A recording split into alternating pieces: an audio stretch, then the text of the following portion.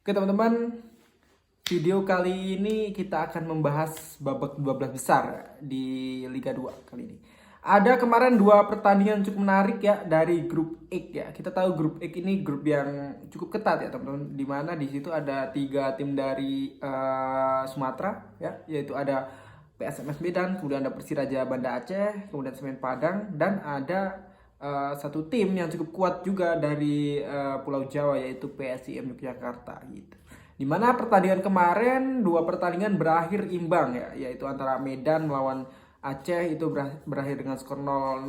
Kemudian ada Semen Padang sempat tertinggal terlebih dahulu namun berhasil menyamakan kedudukan di babak kedua dengan skor 1-1. Oke, kita terlebih dahulu kita akan membahas dari statistik dari PSMS Medan melawan Persiraja Banda Aceh. Ya, kita tahu ya dari grup 1 ya, PSMS Medan dengan Persiraja Banda Aceh ini memang cukup ketat ya, dari pertandingan ke pertandingan itu ya. Dan di pertandingan kemarin tidak ada gol sama sekali ya, nggak ada seorang pun yang bisa mencetak gol ke gawang masing-masing lawan gitu. Dimana sebenarnya penguasaan bola PSMS Medan itu unggul ya, 55% berbanding 45%. Sementara total tembakan Medan jauh lebih unggul, yaitu sekitar 12. Sementara Persiraja hanya mampu untuk menembak ya ke gawang, bukan ke gawang ya, itu sebanyak 4 ya. Sementara shot on target itu 4 berbanding 1 ya. Akurasi umpan saya kira bukan Semen Padang, PSMS juga lebih bagus ya, yaitu sekitar 79% ya. Sementara dari Persiraja itu sekitar 74% ya. Kreasi peluang dari Medan itu ada 7%, sementara Persiraja ada sebanyak 1 gitu. Bisa dilihat di sini bahwa Persiraja bermain cukup tertekan ya. Karena ya bertanding, notabene pertandingan away ya, walaupun tanpa penonton, nampaknya PSMS Medan mampu untuk ambil alih permainan gitu. Tapi secara gol memang bisa dibilang PSMS Medan ini belum beruntung ya. Susah banget ini Medan untuk menang lawan tim-tim selain dari Sumatera Utara kalau teman-teman netizen bilang ya. Terbilang PSMS Medan ini ya memang susah sekali untuk menang melawan tim-tim selain dari Sumatera Utara.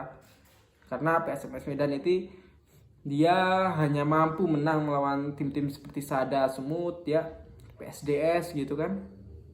Sementara melawan Persiraja dan melawan Semen Padang susah banget buat PSMS. Nah, ini satu poin yang cukup penting bagi masing-masing tim, terutama untuk Persiraja Banda Aceh. Mengingat Persiraja Banda Aceh kan ini bermain away ya. Ini satu poin ini harus disyukuri buat Persiraja ya. Karena nanti ini akan menjadi pondasi ya nantinya, karena satu poin ini sama raihannya dengan tim-tim lain seperti Semen Padang dan PSIM gitu. Jadi di pertandingan berikutnya, terutama laga home, Persiraja harus mampu melibas tim-tim lawan ya. Harus poin 3 semua kalau bermain home gitu. Sementara PSMS Medan walaupun hanya dapat poin 1 di laga kandang, saya kira tetap harus semangat ya. Chance itu masih ada saya kira buat PSMS Medan. Ya, ini memang sulit ya saya kira buat PSMS Medan, tapi saya kira masih ada lah peluang itu. Oke.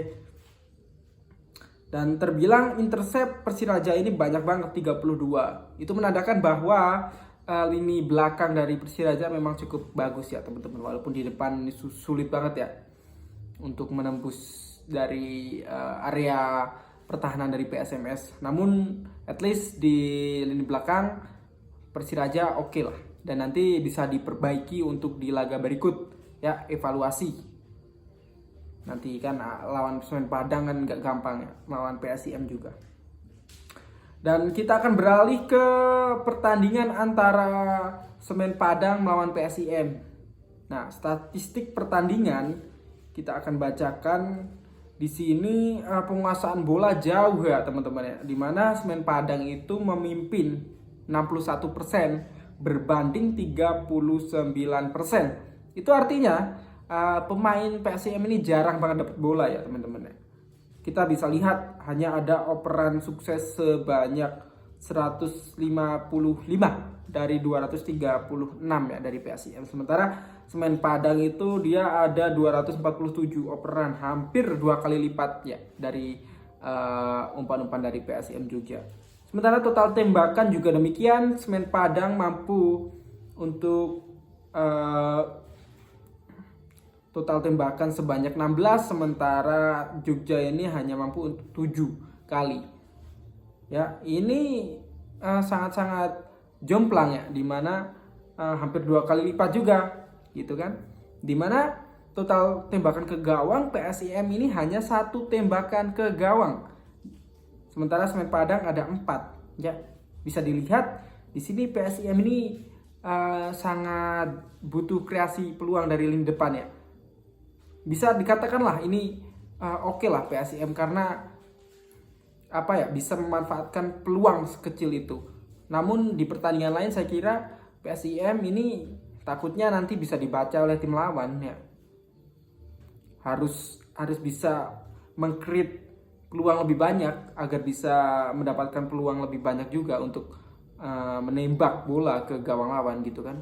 Kalau hanya 1 on target dan 1 gol itu saya kira cukup bagus, oke lah ya. Tapi di pertandingan lain selanjutnya harus lebih banyak ini PSIM tendangan shot on target ini ya.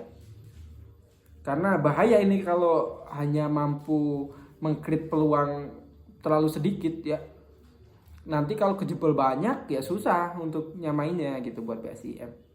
Tapi at least oke lah. 1 peluang 1 gol buat PSIM. Good lah buat PSIM. Sementara Semen Padang ini kan tertinggal di babak pertama ya. Dari gol dari Sukarja ya. Sementara di babak kedua Semen Padang mampu bangkit dan akhirnya seperti biasa striker mereka yang sangat oke lah, dia bisa disebut halanya lah di Liga 2 ini. Ngoke ini dia mampu untuk mencetak gol ya, penyama kedudukan, dan akhirnya skor 1-1 gitu. Sementara akurasi operan juga PSIM sangat-sangat buruk bisa dibilang 65%. Ini bermain di kandang Semen Padang bukan suatu hal yang mudah buat PSIM Jogja. Saya juga tahu ya buat PSIM, tapi saya salut buat PSIM Jogja karena dia satu-satunya tim dari luar Sumatera ya, dan dia mampu untuk ibarat kata untuk mengimbangi permainan dari Semen Padang. Karena kita tahu Semen Padang ini juara grup ya teman-teman. Jadi kalau PSIM mampu untuk menahan terutama di kandangnya Semen Padang itu sangat oke. Saya pikir ya, nggak gampang karena Semen Padang kemarin juga menang telak melawan Persiraja terakhir kan 4-0 kan, dan PSIM dengan mampu menahan imbang 1-1 itu cukup oke, terutama di kandang lawan. Dan di kandang sendiri di Stadion Mandala PSIM saya kira harus dapat poin penuh gitu melawan Semen Padang ini ya. Itu untuk menunjukkan bahwa PSIM ini memang tim-tim yang cukup legendaris dan cukup kuat di Pulau Jawa gitu. Kalau bisa dibilang Semen Padang juga bukannya bermain jelek di sini. Semen Padang juga bermain sangat bagus ya teman-teman. Cuman ya memang pertahanan dari PSIM ini cukup bagus ya teman-teman, bisa dibilang nih. Intercept sebanyak 28 ya. Banyak sekali sebenarnya serangan-serangan dari Semen Padang. Memang belum beruntung, dan memang secara permainan kan melawan tim yang notabene belum pernah bertemu ya di sepanjang liga ini, dan dengan karakteristik yang berbeda, memang perlu untuk meracik formasi strategi ya, karena memang belum tahu peta kekuatan dari lawan. Gitu aja sih saya kira. Jadi buat kedua tim saya kira semua bagus lah, salut lah. Dan keempat tim di grup A ini memang sangat kompetitif ya teman-teman. Tapi bisa dibilang di sini Semen Padang dan PSIM memang di atas dari Persiraja dan PSMS. Tapi bukan tanpa kemungkinan PSMS dan Persiraja bisa untuk di nomor 1 ataupun nomor 2 gitu. Jadi menurut teman-teman di grup X ini bagaimana pertandingan kemarin dan siapakah yang akan keluar sebagai juara grup dan runner up? Ya, boleh teman-teman komen di bawah.